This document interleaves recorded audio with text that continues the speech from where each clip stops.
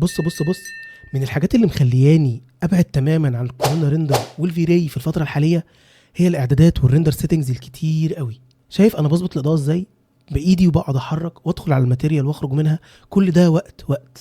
بص بقى، في حين هنا في لحظه واحده تقدر تثبت الاضاءه، تقدر تتحكم في الانفايرمنت، تقدر تاخد لقطات وتعدل كل حاجه، مفيش مشاكل خالص والموضوع بسيط. احنا خرجنا من مرحله الريندر سيتنجز لان انت تركز في التصميم اكتر وتاخد فيه وقتك.